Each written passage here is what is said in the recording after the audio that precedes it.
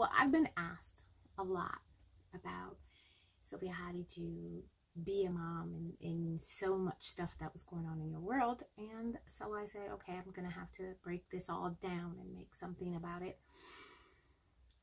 Let me introduce myself.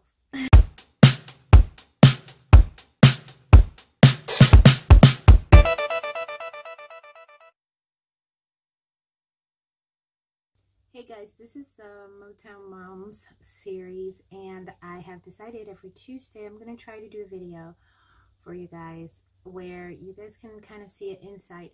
My name is Sylvia Hubbard, if you don't know. Well, Sylvia Hubbard, hoodoo.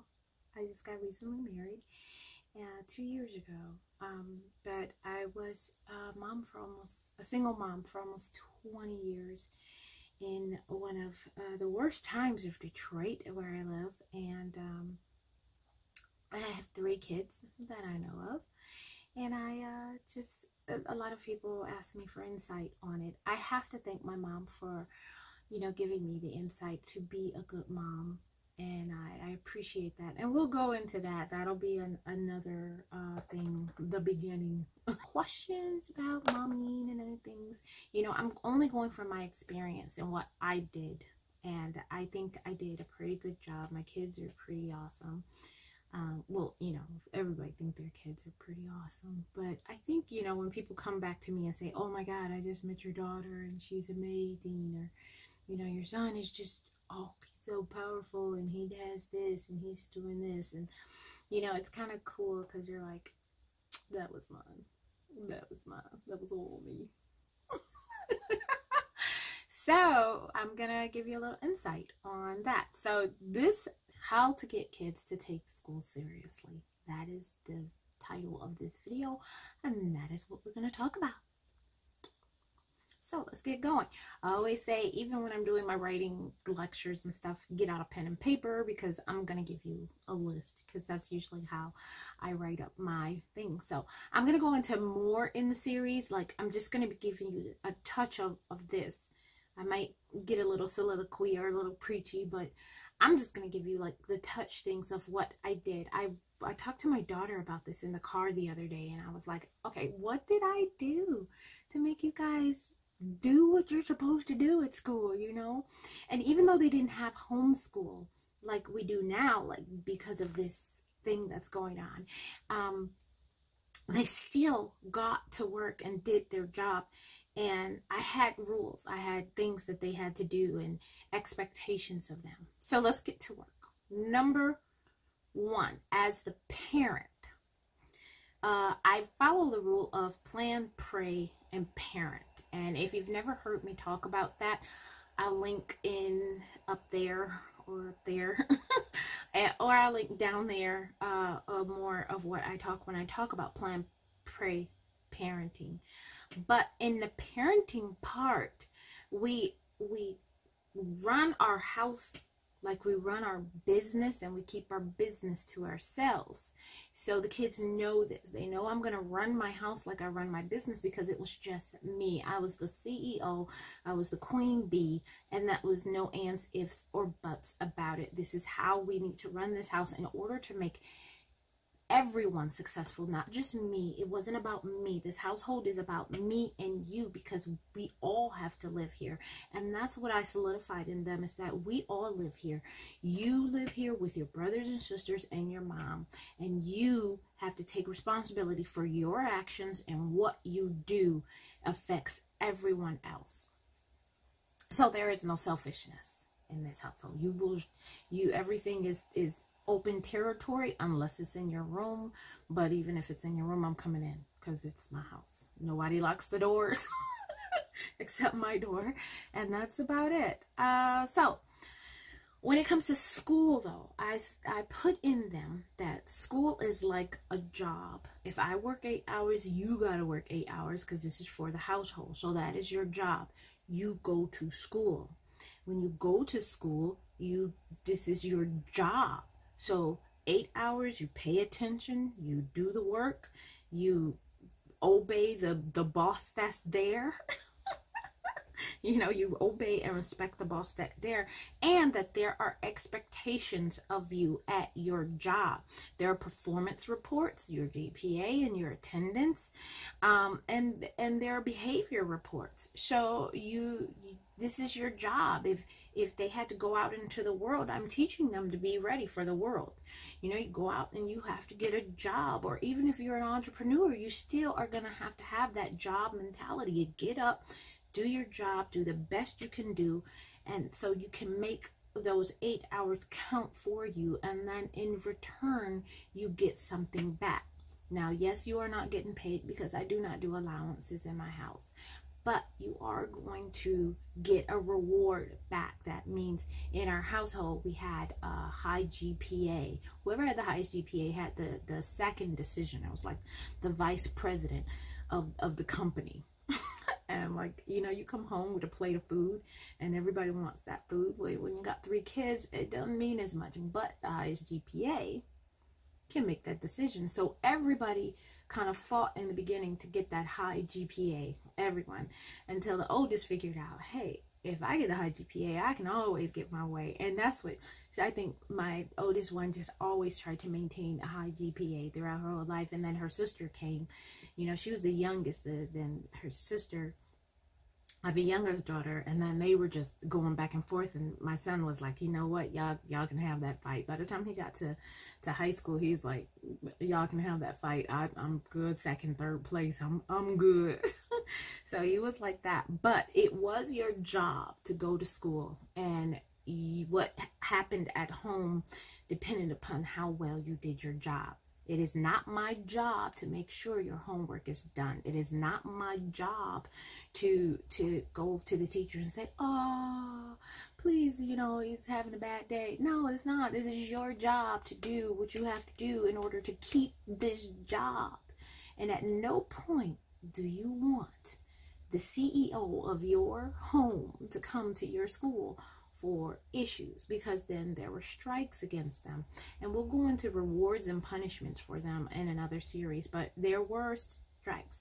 Now, as the parent of them, I did keep up with the syllabus. I knew that they were supposed to do this, and this, projects, what was expected of tests, what was expected of homework percentages, amounts.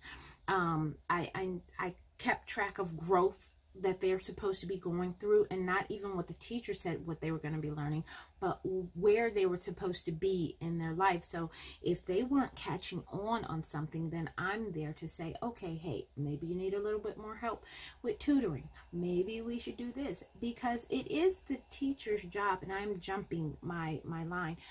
It is the teacher's job to teach your child, but it is the parent's job to nurture that teaching in that child. So keeping up with their syllabus and their growth levels and what points they're supposed to hit at what time, it is our job to make sure they do that. So like I did a post earlier on Facebook, and I was like, the job of the teacher is just to teach. It's our job to nurture. And it is our job to take that teaching that she gives the child and then say, okay, this is how you apply it in life. Okay, so the next thing is homework to housework.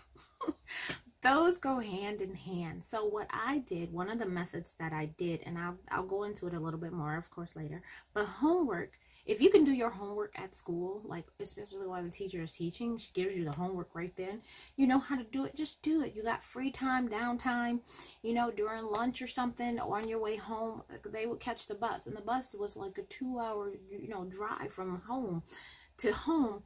2 hours you're sitting around at the bus station. Do your homework. Why come home and then wait all the way to 10 o'clock? And I'm looking in your room and you got books all out and you got to go to bed. Bedtime is early. If you below 15 years of age, you should be laying down by 9 o'clock. I don't care. 9 o'clock. I don't need to be hearing you, seeing you, smelling you, hearing nothing. I don't want to. So they use that time coming home to get their work done. Or once you get home, nothing gets done until that homework is done. And then after that, housework gets done. Because by the time I come home, or even if I'm home, by 5 o'clock, I want to see homework done and housework done. If you do need help, you have between 4 and 5 o'clock to ask me, or whatever the hour is after I get home from, if you have problems. With this day and age, it was cool because my kids could text me or call me when I was on my way home and say, hey, Mom, I need help with this. And then if I didn't know how to do it, I could actually literally call a friend and be like, hey, you know math. Can you please call my son and see if you can help him out? Or, hey, you know this. Can you please call? Or I'll tell them, call your grandma because she knows more about history and can talk you through this paper that you need to write. Or, call your sister, call my auntie. Call your auntie because she knew about drugs or something like that, if they had to do a paper or something like that. So if they knew about business, and then, I find an expert, hey, let's go call them, or let's go on YouTube or something like that. So they could come to me. But that's another thing about homework. You try to solve the problem before you bring it to me. That's number 3. Try to solve the problem before you bring it to me. So that way, when I'm coming in and solving the problem, then you can say, well, I did that. I tried this, and I still can't figure it out. And then that way we're not wasting time of going over stuff you've already tried. So you have already done all problem solving before you come to me. And that created a lot of less tension because we're not wasting time. Then I can come in and say, oh, well, you didn't try this and this, and we could get the problem solved a little bit faster. So number 4, unfortunately, I am the judge, jury, and executioner for everything. That means the teacher is not there to parent. I am there. So if I find out that there is a behavior issue or there is a problem in school, or you are creating a problem, and I know you're creating a problem, then I have to come in and make a decision on how we're going to handle this and how we're going to make sure this doesn't happen again. But most importantly, out of all those 3 things, I am also your lawyer. That means I know your behavior issues. I know you finish your work early, you need something to do. So I know that I'm going to help you when the teacher says, oh, well, Zach is like this, or my son is like this, or something like that. Then I know I can come to her and say, okay, let's do this in order to help him out so he doesn't get the judge, jury, and executioner. I try not to bring it out, but if you make me, I will. I always tell my kids, don't make me be a mama in public because you won't like it. So number 5, the last thing of this, and we're going to get, because I didn't want this video to be that long, but it did become that long. But summer school. And this is for this time now, as we go through this pandemic and stuff. Even when the kids were out of real school, they still had school. So that way they never lost the learning.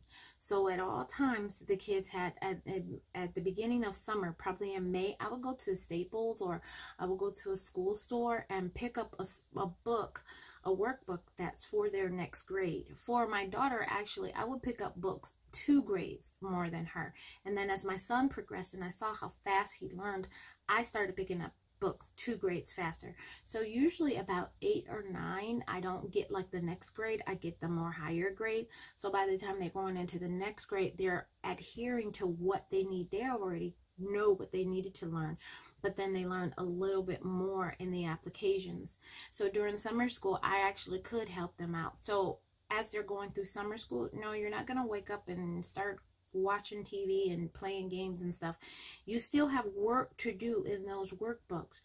And on top of that, they still did same bedtimes. I don't care, summer school, in school, whatever school, holidays, whatever. You still did the same bedtimes. They only got exceptions for birthdays or parties, special occasions, family events, holidays, like Christmas, the day of Christmas. The day of maybe New Year, maybe, or something special. I know one time, we would go to the movies in the middle of the night because they would have discounts on first opening movies. So I'd send the kids to bed at 5 o'clock in the afternoon and then wake them up at 11 o'clock at night, drive to the movie theater. So we would do like these crazy things, but they still adhered all throughout the year, 365 days a year. My kids did the same bedtime that way, because as a single parent, I'm not fighting with you in August. It's a new bedtime now. It's a new bedtime now. No. 365 days, you have the same bedtime. I don't care. We adhere to that. But you also had schoolwork all the time as well. So they had weekly schoolwork throughout the summer that they had to finish. That I still checked to make sure it got done, and so forth and so on. So those are my 5 tips. I think those were 5. Yeah, 5 tips that I did do. And I'm going to go into a lot more detail. And if you have any other questions or something like that, I would be glad to help you. I run a blog at MotownMomMusings.com. You can go and subscribe for updates where I talk about kids, I talk about information, mompreneurship, homesteading, prepping for your household, and things like that. I am a homesteader. I don't say I'm a prepper. I'm more of a homesteader. I make sure that, you know, our house is ready for anything.